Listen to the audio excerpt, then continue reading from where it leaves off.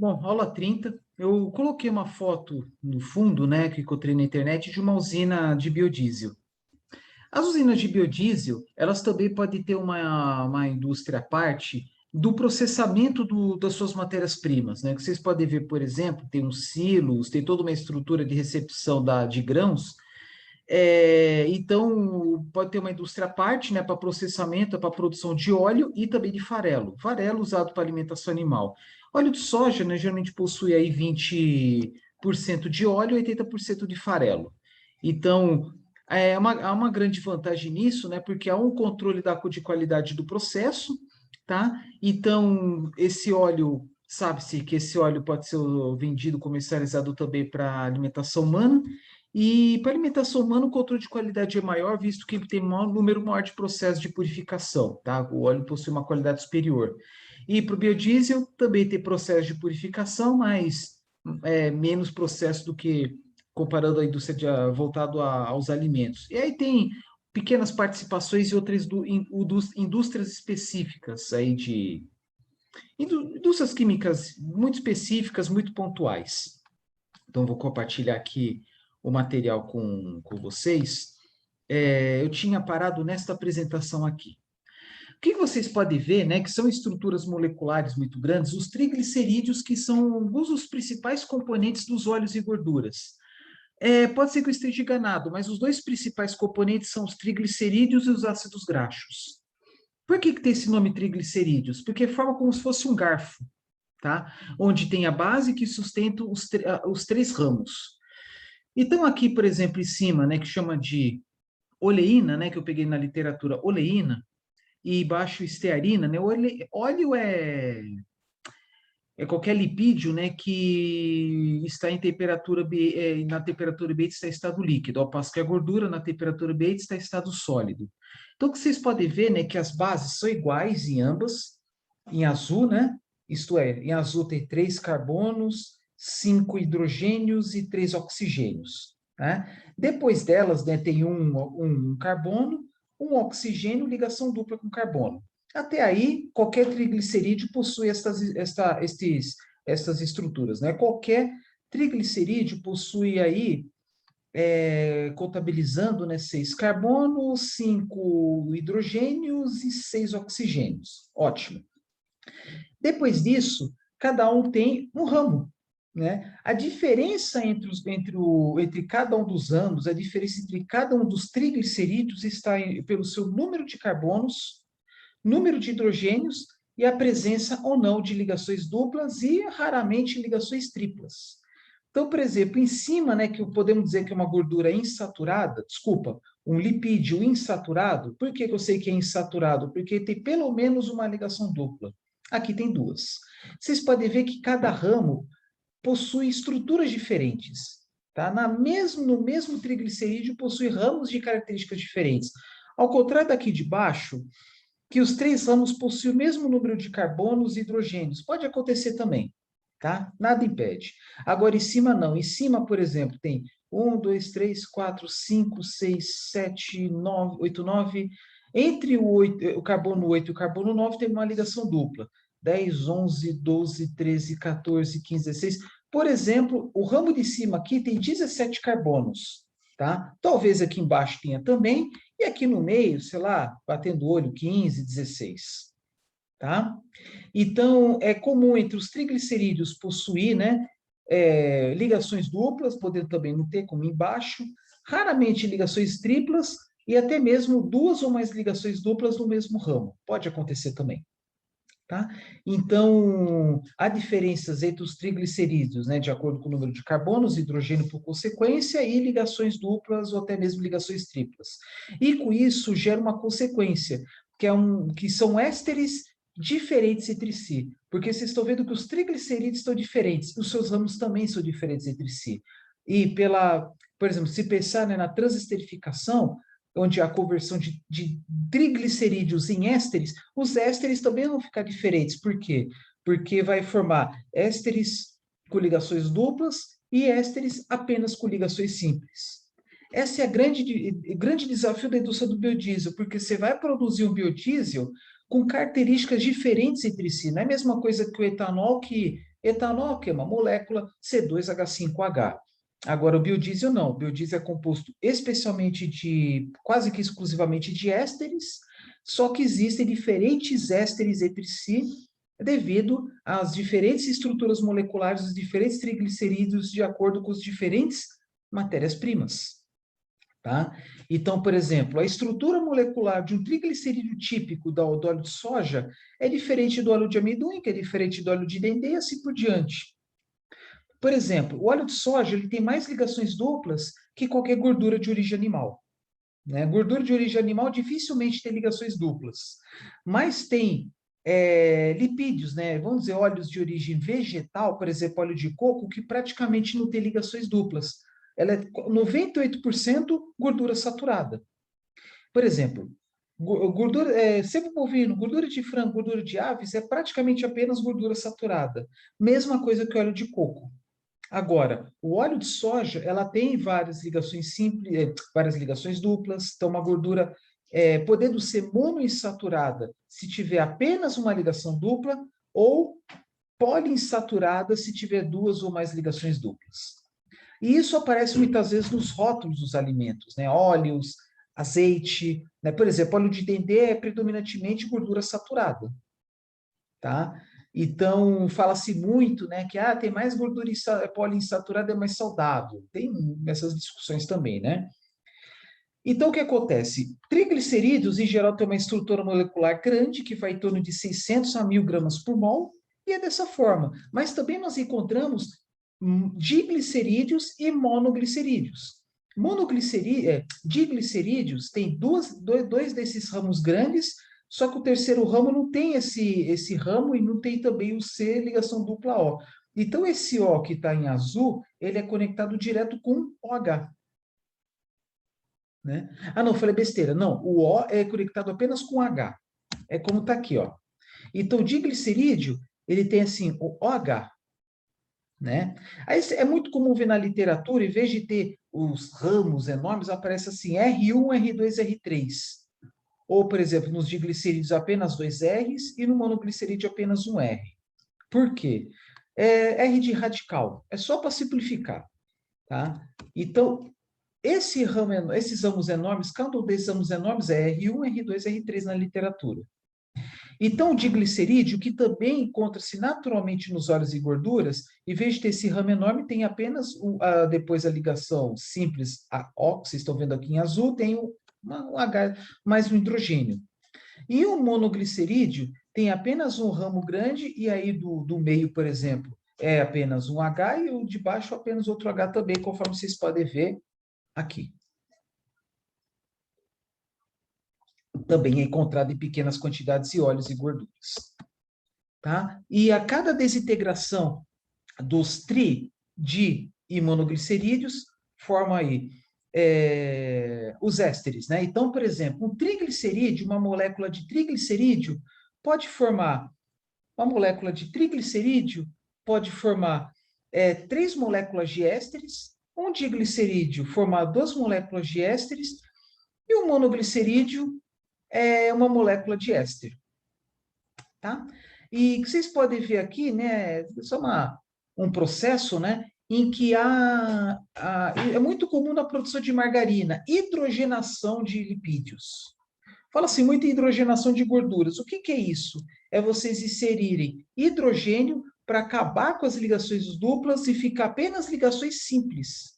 Né? Aqui está dizendo que é uma injeção do gás hidrogênio com presença de catalisador, aqui, por exemplo, níquel, paládio ou prata. Mas não vou entrar em detalhes aí sobre hidrogenação de gordura, isso é na área da indústria de alimentos. Tá? Então, por exemplo, o triglicerídeo, que aqui também está como nome trioleína, neste exemplo, o processo típico da transterificação, o que é? Uma molécula de triglicerídeo mais 3 moléculas de etanol forma 3 moléculas de éster, que aqui é chamado de metiloleato, mais uma molécula de glicerol. Bom, glicerol é C3H8O3. Tá? 3 carbonos, 8 hidrogênios e 3 oxigênios. Então, aqui que vocês podem ver, um triglicerídeo reage, por exemplo, nesse caso, com metanol, Com a presença de um catalisador, o que é o catalisador? Elemento que é muito comum, comumente usado na indústria química para acelerar as reações, eles são reciclados. Tá? No caso aqui, o hidróxido de potássio. Ele é convertido em éster porque é chamado metioleato. Porque metil vem do metanol. Se usasse etanol, seria etioleato. Só que a diferença é que, uma outra diferença também, é porque se usasse etanol, além de se chamar etioleato, a composição seria um pouco diferente. Por quê? Porque vocês podem ver que no final surge uma molécula de glicerol. Essa é imutável, né? Então vamos lá. Tudo começa aqui na estrutura aqui da trioleína, né? Vou colocar aqui esse aqui porque tem uma diferença de cores, é mais didático. Então, a reação de transesterificação consiste no quê? Na inserção de 3 moléculas de álcool e uma molécula de triglicerídeo. Há uma quebra, o álcool ele vai possibilitar, né, ele vai ser um promotor, né, da quebra dessa molécula. Então, a reação de transesterificação ele consiste na produção de 3 moléculas de ésteres e uma molécula de glicerol. O que é o glicerol? Esta parte aqui em azul, mais um átomo de hidrogênio para cada oxigênio que está de cor azul, né? Então, vocês estão vendo em azul tem 3 carbonos, 5 hidrogênios e 3 oxigênios. E aí o glicerol fica com 3 carbonos, 8 hidrogênios e 5 oxigênios, porque a cada oxigênio aqui é inserido um átomo de hidrogênio oriundo do álcool. Tá? E o álcool restante, ele vai ligar em cada um desses ramos aqui, né? Cada um desses ramos dos triglicerídeos formando os ésteres. Então, por exemplo, o metanol é um carbono só, CH3OH. É isso mesmo? CH3OH, C1, 2, 3, isso. CH3OH, um carbono, 4 hidrogênios e um oxigênio. E um dos hidrogênios vai ligar com o O, que está em azul, e o álcool restante, no caso o metanol restante, vai ligar em cada dos ramos formando o metioleato. É isso que acontece, tá? Então, aqui, por exemplo, metioleato, no final, vocês estão vendo que a estrutura... Aí, vocês estão vendo neste exemplo que a trioleína, né, os 3 ramos são exatamente iguais, podendo ser 2 iguais, um diferente, ou 3 totalmente diferentes. E aí, vocês estão vendo também, só de curiosidade, tem uma ligação duplicada. Então, é uma gordura, desculpa, um lipídio poliinsaturado. Então, vocês estão vendo aqui que a ligação a ligação dupla OC, por exemplo, né? Até um certo ponto, até no meio do caminho, isso. Até um certo ponto, é exatamente igual ao do metioleato, só que esse CH3OH é conectado nessa parte aqui que eu mostrei em azul, formando glicerol. Agora, por exemplo, se tivesse um diglicerídeo, aí seria um diglicerídeo mais duas moléculas de, por exemplo, metanol, formando 2 metioleatos, né, 2 moléculas de metioleato, mais um glicerol. Se fosse um monoglicerídeo, seria um monoglicerídeo mais um metanol, igual um metioleato mais um glicerol. E vocês estão vendo aqui, ó, por exemplo, a massa molecular da trioleína aqui, 885 gramas, né? É que está naquela faixa que eu falei, entre 600 e 1000, tá bom? Então, de novo, a maior parte dos óleos e gorduras são compostos por triglicerídeos e ácidos graxos, tá? Ácido graxo, como falei na aula anterior, é um ácido carboxílico, também tendo frações de di e de monoglicerídeos, tá? Agora, como comentei antes, né, o ácido graxo é um ácido carboxílico que pode ser composto por ácidos graxos livres, por exemplo, óleo de macaúba, mais de 50% dela é ácido graxo. Óleos oriundos de palmeiras é muito comum ter um alto teor de ácidos graxos, tá? Óleos naturalmente com alto grau de acidez, tá? Eu não sei, acho que óleo de peixe também, enfim, alguns óleos e gorduras têm uma grande quantidade. Algumas têm menos. E aí, quando você vai projetar uma indústria, é normal que a indústria ela esteja mais adaptada, né, ou digamos, adaptados apenas a uma matéria-prima. Por quê? Porque quando você faz um projeto, né, de uma indústria de biodiesel, ele deve prever também, durante o processo de transesterificação, o processo de esterificação que vocês estão vendo aqui. Então, por exemplo, se for manusear o óleo com alto teor de ácido graxo, sabe-se que tem que colocar uma quantidade diferente de álcool. E aí vai depender da massa molecular do ácido graxo, então vai variar. Tá? O controle da umidade vai ser diferente. E, por exemplo, o óleo de soja ele tem um baixo teor de ácido graxo. Aí, se mudar de óleo de soja para o óleo de macaúba, por exemplo, que tem mais ácido graxo, aí tem que alterar significativamente a quantidade de álcool, talvez tendo que fazer alguma adaptação na indústria, no processo, tá? Visto que o controle da umidade vai mudar. Talvez aí as impurezas, o teor de certas impurezas vão mudar também, talvez aí um óleo tenha maior teor de componentes inorgânicos, cinzas, sais, metais, etc. Tá? Então, vamos lá. Esterificação, o que que é? É um processo que é composto onde é uma reação entre ácido graxo mais um álcool que produz água e um éster. Né? Aqui já está com biodiesel, né? Um éster. Vocês vão ver depois que os biodiesels, em geral, por lei, tem que ter no mínimo aí. Eu sei que é mais de 90%, mas vamos colocar no mínimo 90% de biodiesel, mas deve ser uns 92%, 95% no mínimo. E aí, uma coisa até faltou aqui, né? Catalisador. Tudo bem. Para esterificação, recomenda-se ácidos que são anidros, como sulfúrico. Aí que está. Ele está falando de catalisadores, né? Então, por exemplo, aqui usou o KOH, né, que é o hidróxido de potássio. Aí tem ácido, pode usar ácidos como ácido sulfúrico. Um dos mais comuns é o metilato de sódio. Tá?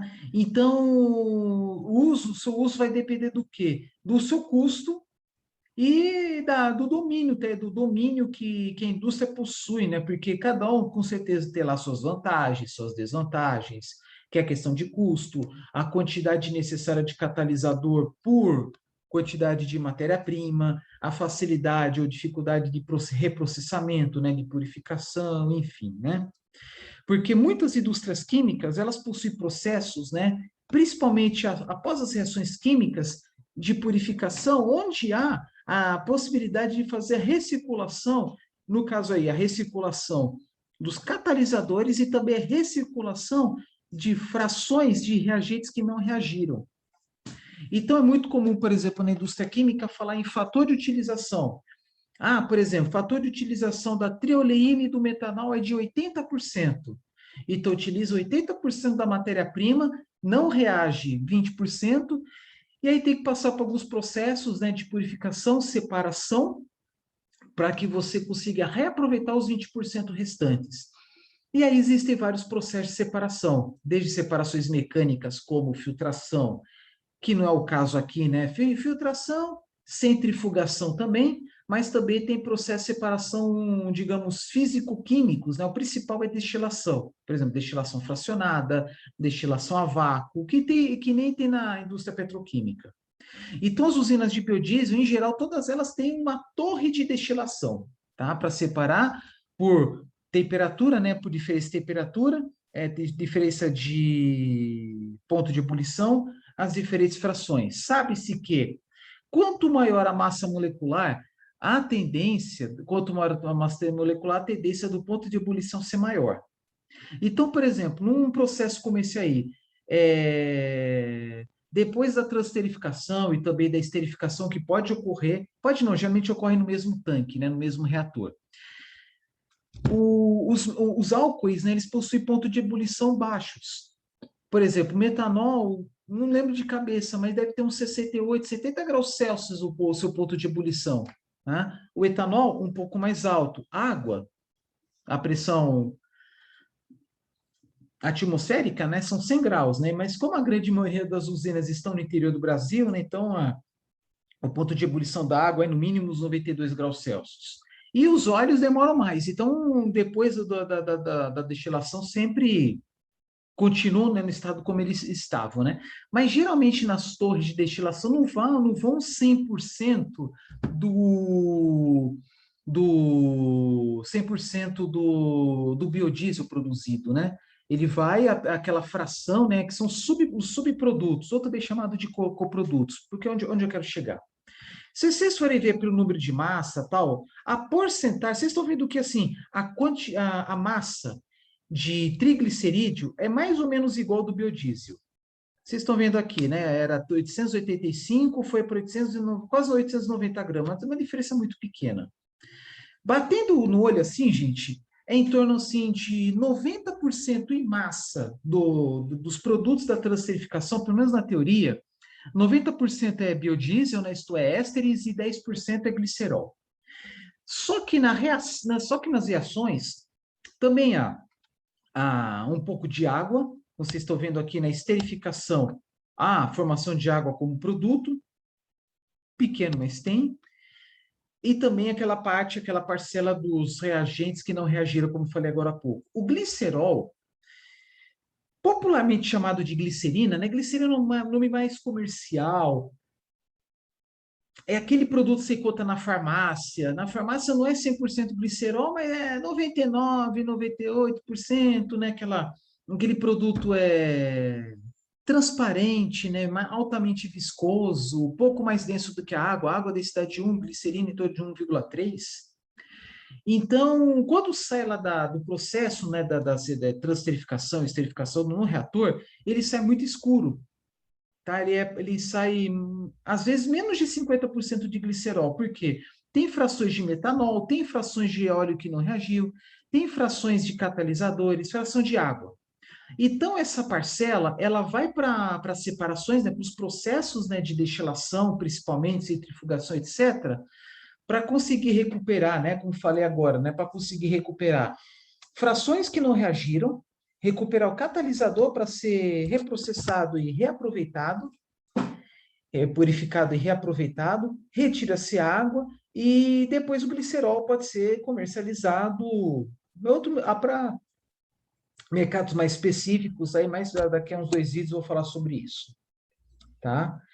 Então é isso que eu queria comentar até então, né?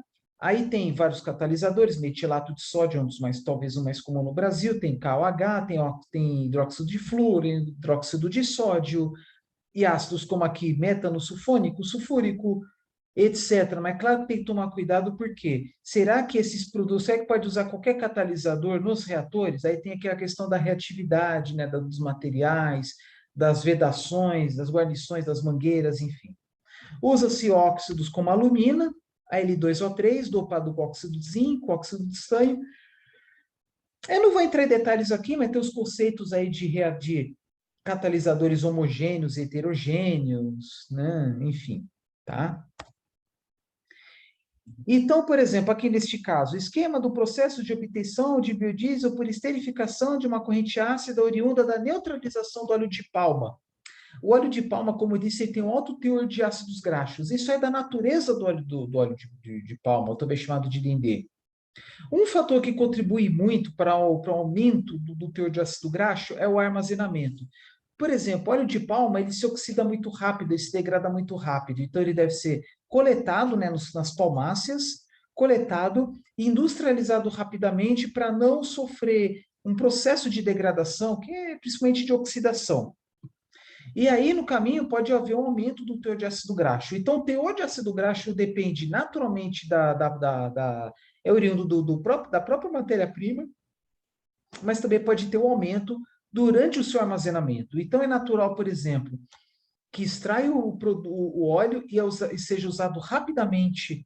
Se não me engano, aqui na da palma, acho que tem que ser usado no máximo 2 dias.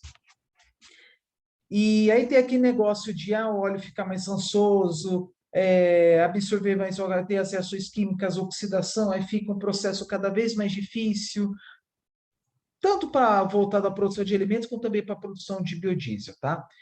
E aí, o que mais? Aí, às vezes, precisa de mais metanol, de mais catalisadores para sintetizar um produto aí que sofreu um aumento da degradação. Tem que tomar muito cuidado com isso. Aí vocês estão vendo aqui todo esse processo, e inclusive destilação, retificação, gente, é um processo que é similar à destilação aqui nem na usina de produção de etanol de cana, né? Depois da destilação, tem lá a retificação, que é o processo onde há a produção do etanol hidratado, né? Então, primeiro destilação, depois retificação, mas os processos são físico-químicos, são muito semelhantes, tá? Só mudando um pouco aí os tipos de matéria-prima, a estrutura das torres. Hidroesterificação é outro processo muito específico, né? Só que aí usando, olha só, água quente, né? Então entra aqui triglicerídeos, e aí com a presença de água, aí tem que tomar muito cuidado, por quê? Porque se, por exemplo, eu vou voltando aqui um pouco aí, não vou, daqui a pouco eu falo do hidroesterificação, mas vou voltar a falar aqui da transesterificação. Tem que ter um controle muito grande com o conteúdo de água, por quê? Porque se tiver muita água, quer dizer, tem que ter o mínimo possível de água. Se tiver uma quantidade de água acima do normal, no óleo ou na gordura, ao invés do triglicerídeo, por exemplo, gerar metioleato ou etioleato, não produzir éster, vai produzir ácido graxo. Por quê? Porque o triglicerídeo, se pegar, por exemplo, uma molécula de triglicerídeo mais 3 moléculas de água, vão formar 3 moléculas de ácido graxo. Tá? É isso que acontece. É aquela mesma história, né? H2O. Um dos hidrogênios vai para aqui, para a estrutura aqui que é de cor azul, né? Um dos hidrogênios liga com O, azul. Então fica, vamos supor, um triglicerídeo, 3 moléculas de água. Aí forma 3 moléculas de ácido graxo, uma molécula de glicerol. Esse aí é o quê? Hidrólise. Isso que deve ser evitado. Só que existe um processo de hidrólise controlado. Aí o que acontece?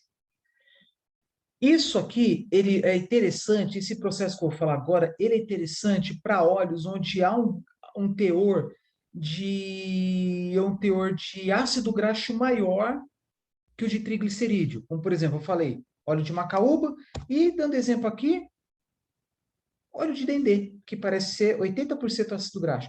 E aí, nesse caso, o que compensa? Compensa converter os triglicerídeos, todos eles em ácido graxo, e fica 100% ácido graxo, para depois converter 100% dos ácidos graxos em 100% dos ácidos graxos em ésteres. Então, por exemplo, uma coisa é o óleo de soja que tem um baixo teor de ácido graxo, né?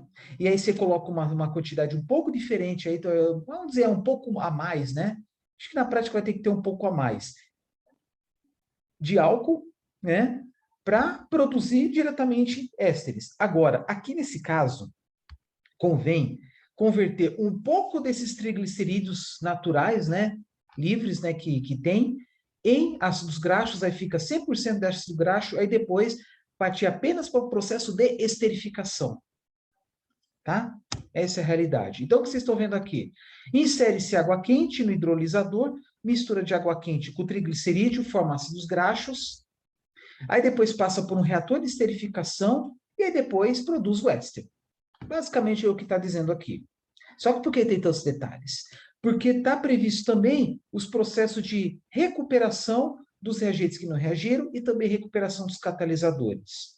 Então, aqui no hidrolisador, injeta-se água quente, e aí uma parte da água é recuperada, né? Recicla, recicla, aquece e volta para o processo.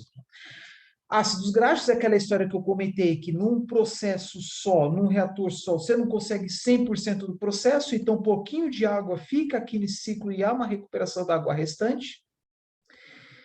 E aí tem esses ácidos graxos que eu estou apontando aqui, que tem duas setas de ácidos graxos. Uma é dos ácidos graxos produzidos no hidrolisador e outra, ácido graxo com matéria-prima residual e alguma indústria, por exemplo, de purificação de óleo voltado à indústria de alimentos. Porque o que nós vemos nos supermercados é, pelo menos teoricamente, 100% triglicerídeos. Mas, na hora de extrair, né, o óleo, o óleo da soja, vai ter um pouquinho de ácido graxo. E aí há uma separação. Tá? E uma coisa, gente, muito importante, é como eu comentei no começo desse vídeo aqui.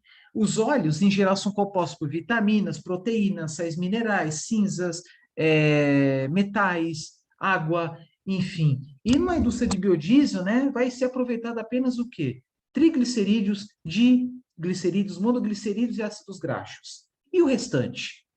Proteínas, vitaminas, tal, elas podem ser comercializadas como coprodutos, tá?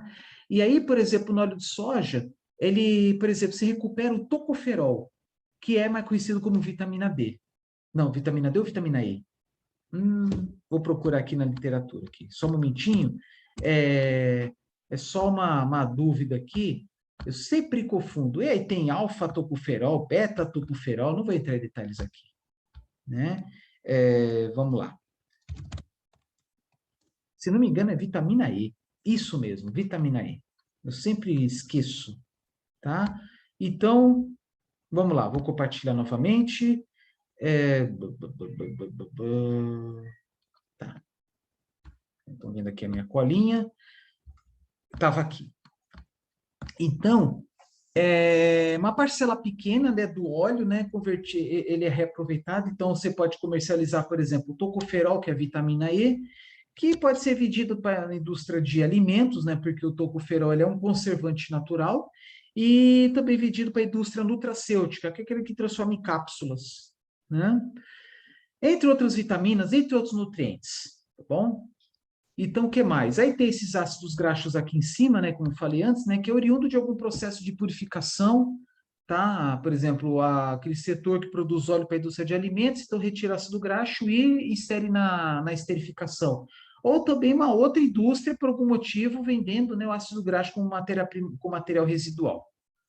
E aí tem a inserção do álcool, né, catalisador, como eu falei, e que mais? Aí depois da esterificação, né, aí tem a decantação, destilação, né, que vai o que vai para o destilador? É uma pequena parcela dos produtos, vamos dizer uns 10%, vamos lá, no máximo 20%, né, dos produtos da esterificação, que é aquela parcela do quê? Das frações das matérias-primas que não reagiram, né, que no caso álcoois e ácidos graxos, até mesmo frações aí de mono e diglicerídeos, vitaminas, metais, etc. Enfim, né? E vai ser se as substâncias serem separadas por diferença de temperaturas, podendo ter retificadores e assim por diante. Vocês estão vendo aqui. Nos destiladores, né, são gerados vapores, né, que são condensados. E aí tem aqui, na decantação, podendo extrair no destilador também frações de álcoois e depois eles são reciclados. E depois dos processos, né, por exemplo, aí de... Aqui não vou dizer da esterificação, né, porque na esterificação não há produção de glicerina que nem ocorre na transterificação.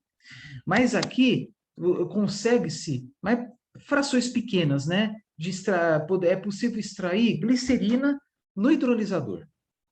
Só que a glicerina é muito mais comum aonde? No processo de transesterificação. Então, por exemplo, de novo, um óleo ou gordura que tem um teor muito maior de triglicerídeos, vamos supor, pelo menos 80% triglicerídeos, 20% ácidos graxos.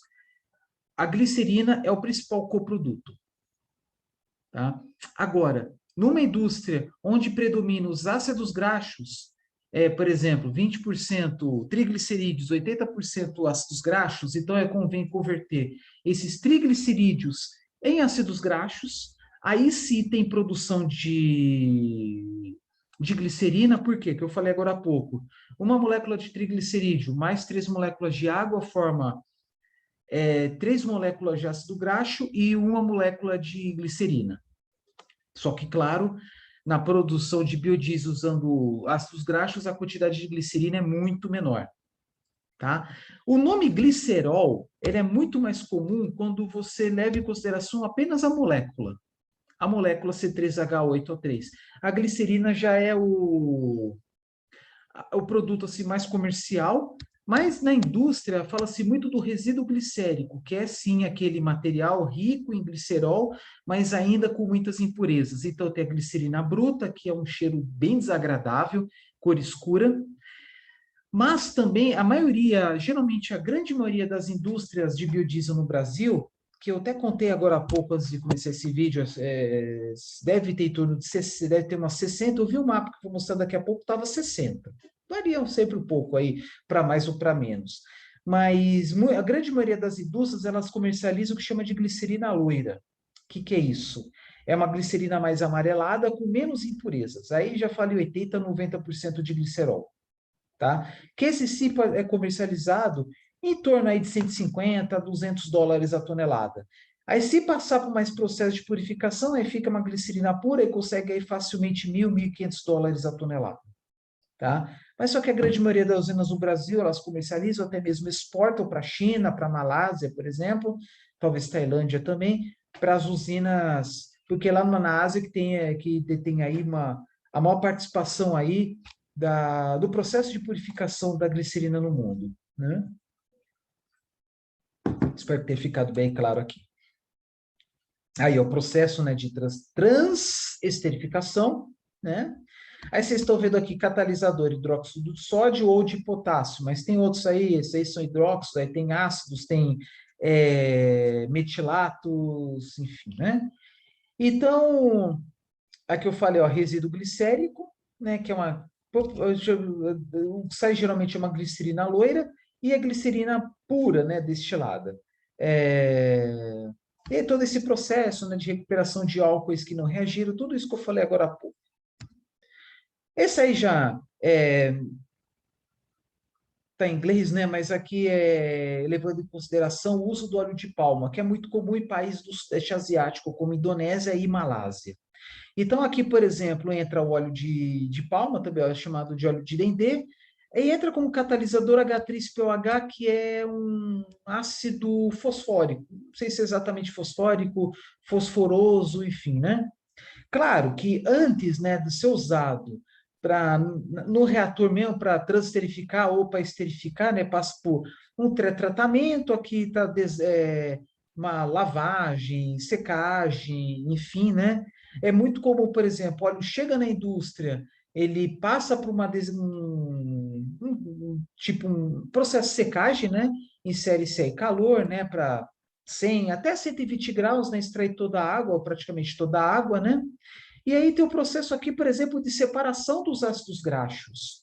Então, aqui, e existem dois reatores diferentes. Um que recebe ácidos graxos, aqui, ó, a esterificação, e outro que recebe os triglicerídeos, que é a transesterificação. Na esterificação, por exemplo, aqui está usando ácido sulfúrico, ao passo que na transesterificação está usando metilato de sódio. Tá? Uma coisa que é muito comum, que na esterificação, onde recebe ácidos graxos, é muito comum usar ácidos como catalisadores, tá? Eu não sei, eu não prestei atenção, aqui não aparece, né? Não, aqui não aparece. Mas aqui só aparece catalisador, mas é isso mesmo, é muito comum nos processos de esterificação receber ácidos como catalisadores e na transesterificação usar substâncias alcalinas, né, alcalinos, né, e também metilatos. O mais comum deles é o metilato de sódio. Então, vocês estão vendo aqui, né, que uma parte dos ácidos graxos que são separados do óleo do dendê, uma parte aqui vai embora, né, que é comercializado, porque ácido graxo também tem trocentas aplicações, além da indústria do biodiesel, né, pode ser usado aí, já antecipando aqui, né, mas os ácidos graxos podem ser usados como aditivos alimentícios. Tem um específico que dizem que dá gosto de pera, tá? Só de curiosidade. Mais para frente aí, daqui uns 2 vídeos eu falo sobre isso. Então, aqui tem, depois da esterificação, aí tem o processo de separação, pode ser, por exemplo, uma centrifugação, uma lavagem, né, injetar água ou uma outra substância para reagir quimicamente com alguma substância que tem que ser separada, né? Aqui, por exemplo, preparação usando ácido cítrico, tá? Teve uma vez, eu fui numa indústria, muito tempo atrás, que estava usando, uma mesma indústria eu fui 2 vezes. Uma estava usando metilato de sódio, e teve uma outra vez que estava usando um ácido, não, ácido não, desculpa, é ácido mesmo. Eu não sei se era ácido cítrico, ascórbico ou fluorídrico. Eu acho que era cítrico, tá? Ácido ascórbico, para quem não sabe, é vitamina também chamado de vitamina C, mas também usado na conservante de carnes. Vamos lá. Aqui tem separação, aí, enfim, até produzir os ésteres, né? Que são aí o que é o biodiesel. Aí tem aqui, né, preparação do ácido cítrico, mistura ácido cítrico com água, enfim. E aqui do outro lado, depois da esterificação, tem aqui a separação da, do metanol, aí tratamento da glicerina usa ácido clorídrico, hidróxido de sódio. Eu não vou entrar em detalhes aqui do tratamento da glicerina, tá? Mas aí no final consegue uma glicerina com um grau de pureza razoável, né? Que é a glicerina loira, como está dizendo aqui, 82, 85%, depende da indústria. E passa aqui por mais um processo aqui até chegar uma glicerina a grau farmacêutico. Eu vou entrar em detalhes bem mais para frente. Tá? E aí, que mais? Bom, é isso. Agora, aqui, apesar do óleo de palma ter bastante ácido graxo, aqui nesse processo, acharam interessante separar os ácidos graxos dos triglicerídeos e reagirem de formas diferentes. Então, duas formas de produzir óleos, vamos dizer três formas. Usando apenas reator de transesterificação, onde há predominância dos triglicerídeos. Outro, que é converter triglicerídeo a ácido graxo, onde há uma predominância de ácidos graxos. E outra, quando há uma participação considerável do ácido graxo na matéria-prima, separar os dois. Tá bom? Então, atenção deve ser dada ao pré-tratamento do óleo ou gordura, que é a extração de água, sólidos, eventualmente, se for necessário, passar por centrifugação, passar por algum processo de decantação, precipitação, né? Que tem, né, vários processos de separação, né? Separação mecânica, como filtragem e centrifugação, termoquímica, vamos dizer, térmicas, que é o de destilação, mas destilação é mais comum aí no processo final, não na preparação da matéria-prima. Químicas também, né? Por exemplo, se precisar passar por decantação, precipitação, ou simplesmente por alguma reação química preliminar. Mas não é o caso aqui, eu acho. Então, vamos lá. Filtragem de água, né? Extração de água, porque, como eu mostrei para vocês, a água ele altera. Se for pensar na reação de transesterificação, é um reagente indesejável. Remoção de sólidos na purificação de ésteres, com introdução de substâncias adsorventes ao biodiesel, e aí tem até aqueles processos, né, de separação, com poder, dependendo da situação, usando carvão ativado, peneiras moleculares, né, também chamado de zeólitas, que são minerais, né, altamente porosos, né, para separar as moléculas de acordo com o tamanho delas, né, moléculas pequenas ficam nos poros das zeólitas e também do carvão ativado, e moléculas maiores passam, né? E quando fala molécula menor, a água está incluída, tá? Então, tem a questão da adsorção. Adsorção é o quê? Essas moléculas menores ser adsorvidas, né, por componentes aí, por carvão ativado, zeólitas, e desorção, que é a retirada delas, tá? Separação por diferença de fase, né, que é mais simples, tá? Por exemplo, no reator, né, tem saídas, né, em diversas cotas, né? Se for pensar aí num reator de, sei lá, 10 mil litros, aí vai produzir, vamos supor, 10 mil litros, 8 mil litros de ésteres e 2 mil litros de resíduo glicérico. Tem uma torneira embaixo, onde você consegue perfeitamente extrair o resíduo glicérico, que é mais pesado que os ésteres, né? Que formam o biodiesel. A densidade dos ésteres, vamos colocar em torno de 0,85. Das gorduras, é 0,8. Então, pode acontecer, né? Quer dizer, pode acontecer. Acontece, né? Como falei agora há pouco, uma pequena parcela dos óleos e gorduras não reagirem. Então, no tanque, depois de 20 horas, no reator, vai ter um pouquinho, uma camada de óleo e gordura, o grosso vai ser o biodiesel, ainda, né, com um pouco de impureza, aí tem que passar por alguns processos antes de ser comercializado, e embaixo o resíduo glicérico, que vai ter uma densidade entre 1,1, 1,15, vai depender do teor de água restantes. Tá? Aí você pode separar em diferentes torneiras. Vamos lá, remoção de sólidos na purificação de ésteres, com introdução de substâncias adsorventes ao biodiesel para extração de água, gomas. A goma é digamos, uma substância líquida tendendo ao pastoso, tal, que é oriundo da matéria-prima, né? Então, por exemplo, na produção de biodiesel, de óleo de soja, tem que usar soja sem gomas.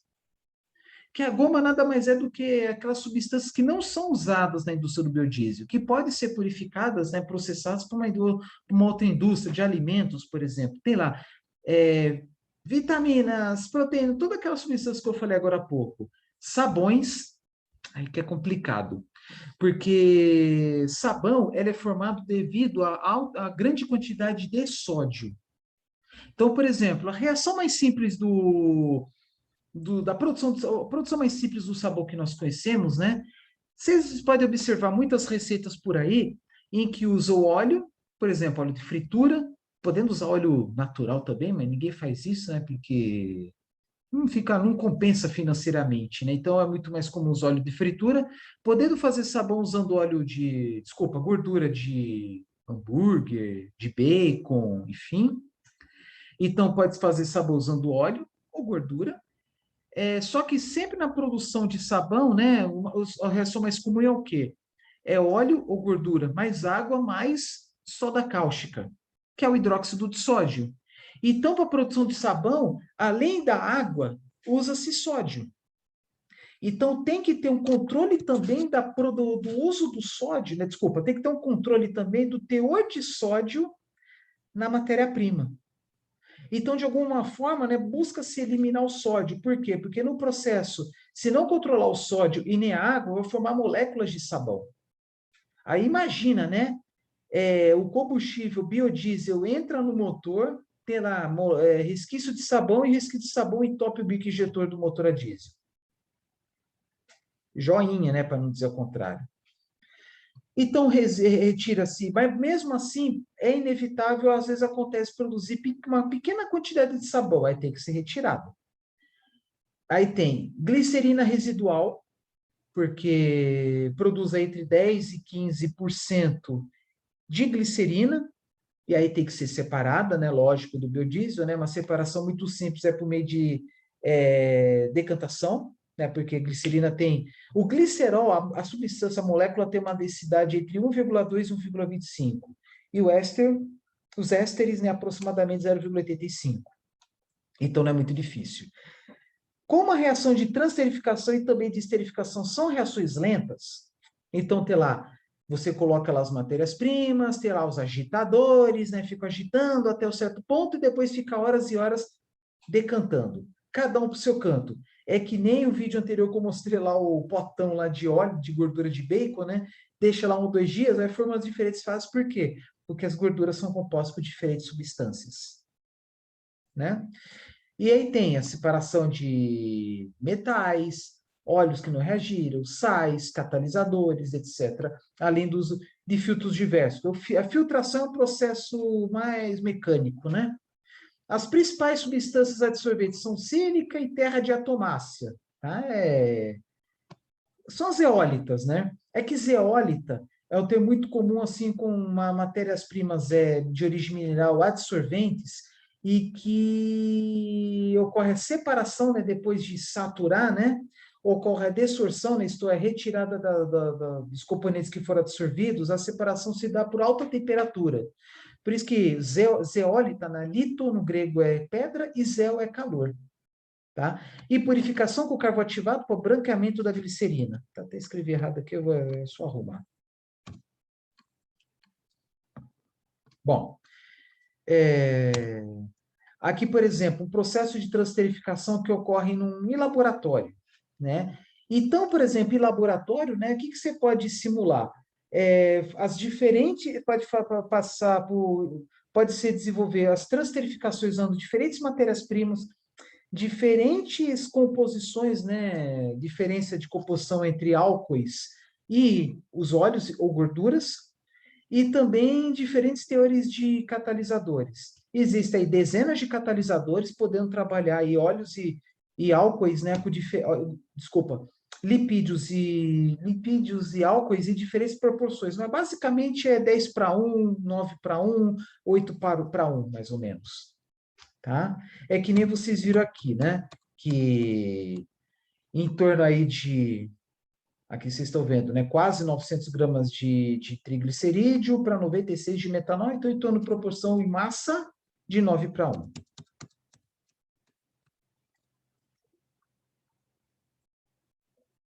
Então, há diferentes reações, diferentes resultados usando metanol com etanol, diferentes óleos, soja, milho, canola, o que seja, e diferentes catalisadores, tá? De novo, é muito comum óleo com baixo teor de ácido graxo e alto teor, por consequência, né, alto teor de triglicerídeos, usar mais o que? Catalisadores alcalinos e metilatos, ao passo que óleos com alto teor de triglicerídeos, alto teor de ácidos graxos, usar principalmente catalisadores ácidos, tá bom? Eu coloquei o mapa aqui mostrando a predominância, né, onde você pode encontrar as diferentes matérias-primas, né? O que que acontece? Algumas delas, né, são autóctones, né, são do próprio local, outras não. Então, assim, tudo bem que mais de 70% do biodiesel utiliza óleo de soja, né? Então, por que isso?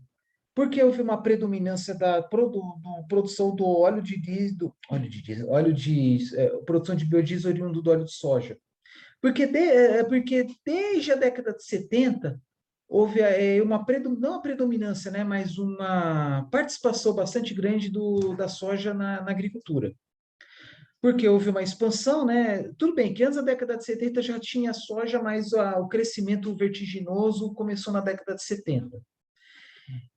Porque quando foi introduzido o Programa Nacional de Produção de Biodiesel, a principal oleaginosa do Brasil já era óleo de soja. E o óleo mais barato era também óleo de soja.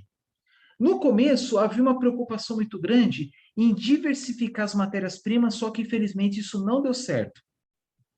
Então, por exemplo, no Nordeste, vocês estão vendo aí, tem babaçu, que é natural, né, na região lá dos estados do Maranhão, Piauí, Pará, Tocantins. Aí colocaram aí pinhão manso, mas pinhão manso não é brasileiro. Acho que mamona também não é, mas mamona é um capítulo à parte. Aí eles colocaram algodão, na verdade, caroço de algodão, em torno de 45%, 40% em massa da pluma é caroço. 55%, 60% é pluma. Mas antigamente era mais meio a meio, muito antigamente tinha em massa mais caroço, mas claro, né, que as pesquisas deram prioridade ao que é mais nobre, que é a pluma. Então, em torno de 55%, 60% de massa é pluma, o restante é caroço. E aí, ao esmagamento, né? Gente, pensa numa semente extremamente dura. É a semente ao caroço de algodão. E aí, consegue extrair em torno de 10% a 20% em óleo. Tá? O restante pode ser usado como farelo para alimentação animal. Então, assim, a cada planta, né? Claro que a cada planta vai depender do seu clima, solo, disponibilidade de água, etc., né? Mas a soja encontra-se nas 5 regiões brasileiras, né?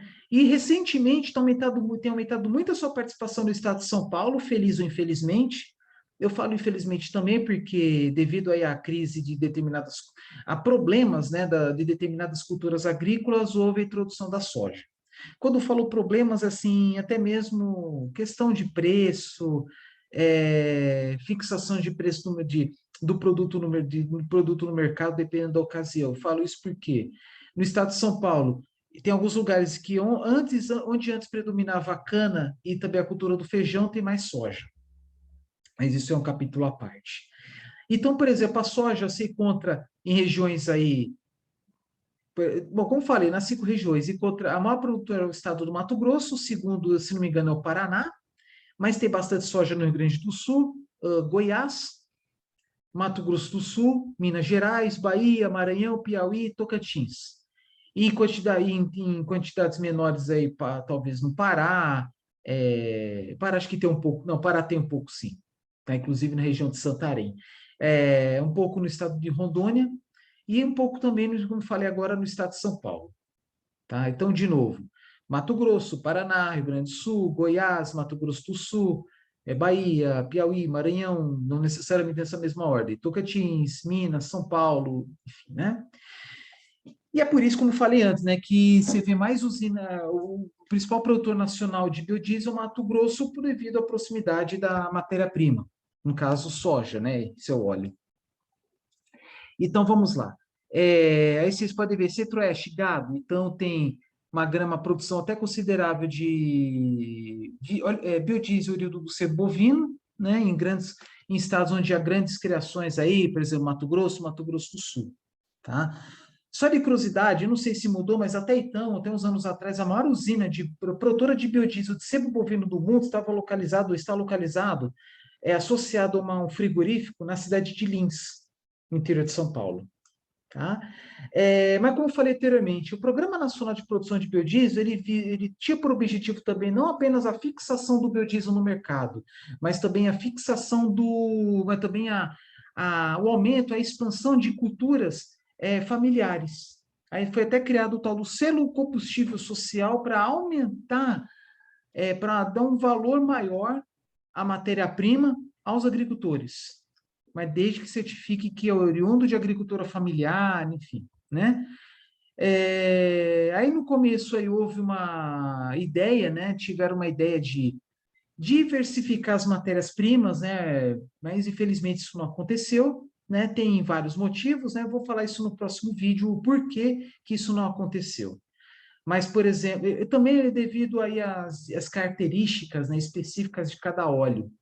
Né, e tem algumas encrencas aí por trás. Por exemplo, o dendê, vocês estão vendo, por que só na região norte? Porque o dendê é uma planta de clima equatorial, tá? Precisa de muita água o ano todo. Então, há um grande potencial de dendê em regiões de desmatamento, dentro da Amazônia. Tá? Apesar disso, a participação dele é muito pequena e o Brasil ainda importa muito óleo de dendê. E o óleo de dendê no mundo, é usado principalmente na indústria de alimentos, tá? Porque é um óleo barato, só que há uma polêmica enorme devido aí dizem, né, que os riscos à saúde por ser um óleo altamente saturado, enfim, né? Eu estou falando aí já na parte de alimentos, e também porque na Indonésia e na Malásia eles foram plantados em região de floresta, isto é, desmataram para plantar dendê. Então fica até um contrassenso, né? Desmatar a floresta para plantar dendê para vender óleo para produção de biodiesel, considerado aí um combustível ambientalmente aceito. Tá? Então vocês estão vendo aí, né, uma gama enorme de opções aí de matérias-primas, nobres como dendê, soja, amendoim, caroço de algodão, girassol, e residuais como gordura bovina, suína e de aves. Tá? Eu não falei da mamona, próximo vídeo eu vou falar sobre a encrenca da mamona. Aí é uma indústria típica, tá? De grande porte. A tendência, né, é aumentar o número aumentar a capacidade média das usinas. Então, as primeiras usinas de pequeno porte, elas estão fechando porque não estão conseguindo acompanhar. É aquela história, né? Quanto maior indústria, qualquer indústria, quanto maior indústria, mais barato fica o custo unitário, né? Por litro de biodiesel. Por quê? Porque os processos são maiores, os tanques são maiores, os reatores são maiores, né? Há uma economia em escala, tá? Como vocês estão vendo aqui. Vocês estão vendo aqui que é uma concentração de usinas no Mato Grosso, tá? E nada impede, né, de aumentar o número de usinas em outras regiões, aproveitando outras matérias-primas, além da soja e do sebo bovino, tá? Como falei, é um combustível mais democrático, vocês podem ver, tem usinas em todas as regiões, claro, embora tenha uma alta concentração nesses dois estados, tá? Bom, porque produzir biodiesel, já falei, né, geração de emprego e renda, tá? Porque a indústria do petróleo, ela concentra a renda, arrecadação de posse, dinamização da cadeia produtiva, visto que diminui as importações de óleo diesel, né? Porque o Brasil atualmente está importando 20% do óleo diesel que consome. Diminuição das emissões de SOx, né? Os óleos e gorduras praticamente não tem enxofre, diminui um pouco o CO2, CO, né? Como tem oxigênio nos ésteres, né? Então, diminui as emissões de monóxido de carbono, tá? Também diminui as emissões de material particulado, que é oriundo da combustão incompleta, principalmente hidrocarbonetos oriundos do óleo diesel, porque hidrocarboneto oriundo do petróleo não tem oxigênio. Diminui as cinzas, tá? Porque cinza é material, componentes inorgânicos, né? Principalmente metais, e o controle dos metais, das cinzas, já ocorre na própria usina de biodiesel. Melhoramento do balanço do CO2, até a questão do ciclo do CO2, combustível renovável, enfim, mas há um pequeno aumento no teor de NOx, principalmente atmosférico. Tá? Essa é uma grande polêmica aí, Só que os caminhões atualmente já possuem tecnologias dentro dos caminhões para minimizar o teor de NOx, porque já havia um grande teor de emissões de NOx queimando óleo diesel mineral. Com o biodiesel aumentou um pouco, mas os caminhões mais novos têm lá equipamentos, né, como SCR, EGR, para diminuir as emissões de NOx, converter NOx em N2, que é o gás nitrogênio que tem na atmosfera. Fixação do homem no campo, balanço comercial positivo, etc. Tá? Fornecimento de farelo e subprodutos para indústrias diversas, criando novas cadeias cadeia produtivas, né? Desculpa, não tinha prestado atenção. Cadeias produtivas, tá? Porque com a expansão da indústria do biodiesel, né, produz mais farelo e podendo aí aumentar a criação de peixes, aves, suínos, na própria região de tal usina. Desenvolvimento de biorefinaria, mais para frente explico melhor, melhor destinação dos resíduos e mitigação dos impactos ambientais. Porque, por exemplo, o principal coproduto é o glicerol, você pode comercializar, tá? Pequenas frações de componentes que não compensa vender, pode ser reciclados, pode ser tratados como efluente industrial normal. Vou parar por aqui, o vídeo está longo, aí no próximo vídeo eu continuo. Em pé. Grande abraço.